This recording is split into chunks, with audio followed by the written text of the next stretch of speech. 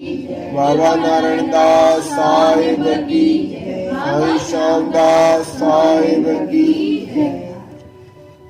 भुलल राख गुरु पंचम पातशाही गुरु अर्जन देव साहिब जन जी बाणी आहे।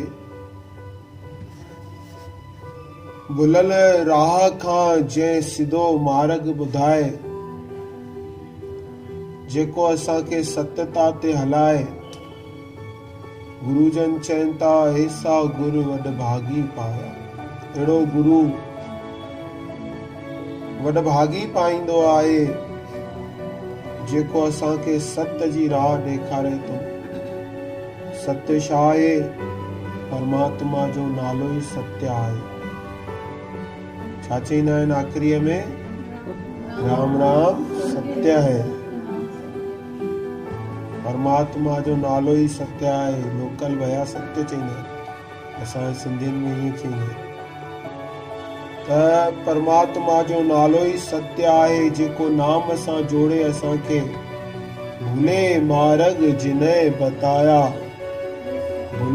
भुलल राह ते जेको भिटके तो वेठो, उनखे सही राह ते पहुचाए तो जेको गुरु, सही मार्ग ॾेखारे तो। ऐसा गुरु वॾभागी। अहिड़ो गुरु वॾभागनि सां मिलंदो आहे। सिमर मना, पंहिंजे मन खे चओ, सिमर मना राम नाम चितारे। राम नाम जो चिंतन कर तूं, हे मुंहिंजा मन। उहो ई सत्य आहे। सत्यम शिवम सुंदरम। परमात्मा जो नालो ई सत्य आहे। आदि सच, जुगाद सच, है भी सच, जप चईंदा आहिनि न, जप आदि सच, जुगाद सच, है भी सच,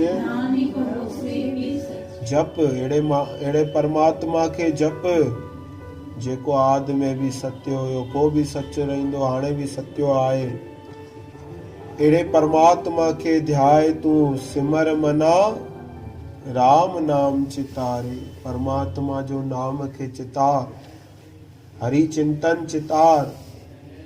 बस रहे हृदय गुरु चरण प्यारे। हृदय में गुरुनि जा चरण वसी वञनि।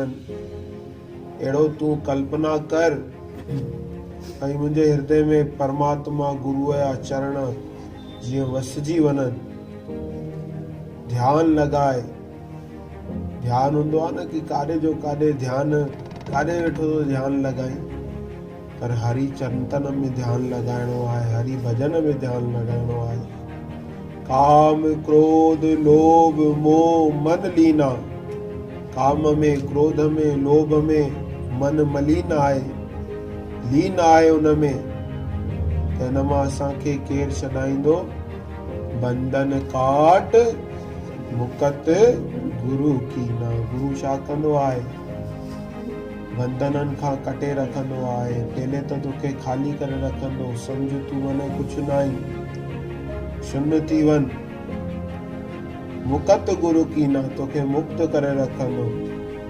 मौत खां जेके अॻ में मुआ, तिनखे मौत छा मारींदी। जीअण वारा पिया मरंदा, मां मरण खां छुटल आहियां।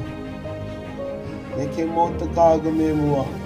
कामनाउनि खे जंहिं मारे रखियो, अरे को त छॾणो ई आहे। काल भली कंहिंखे न छॾंदो। हिन जे लाइ पोइ जो छॾायूं, पोइ जो तुंहिंजो छॾणो पए त इन खां पहले ई तूं मन माण्हू त्याग करे रख। मन मां त्याग करणो आहे, फिटी न करणो आहे। पैसा हुजंदो फिटी करे फिटी छा करणो आहे? मन मां तूं पंहिंजे मन में ओड़ो, उनमें अंदरि मन में अहिड़ी प्रीति न जॻाए जो कि तोखे वो अंत समय में रोइणो पए। प्रीति लॻाइणी आहे त परमात्मा सां लॻाइणी आहे। दुख सुख करत जन्म पुन मुआ। दुख सुख करे समय हलंदो तो वञे, जन्म ईअं ई गवाइजी वियो आहे। सुख जे पुठियां भई हे मूंखे न मिलियो आहे, हे मूंखे न मिलियो आहे। दुख सुख करत दुख आहे, दुख आहे, मूंखे दुख आहे, उन दुख खे पकड़े वेठा आहियूं। सुख दुख सुख करत जन्म पुन मुआ, त कीअं थींदो? हर कोई रोए थो वेठो, पर चरण कमल गुर आश्रम में थियो। चरणनि कमलनि जो आसरो ॾींदो आहे गुरु, चईंदो आहे चिंता न कर,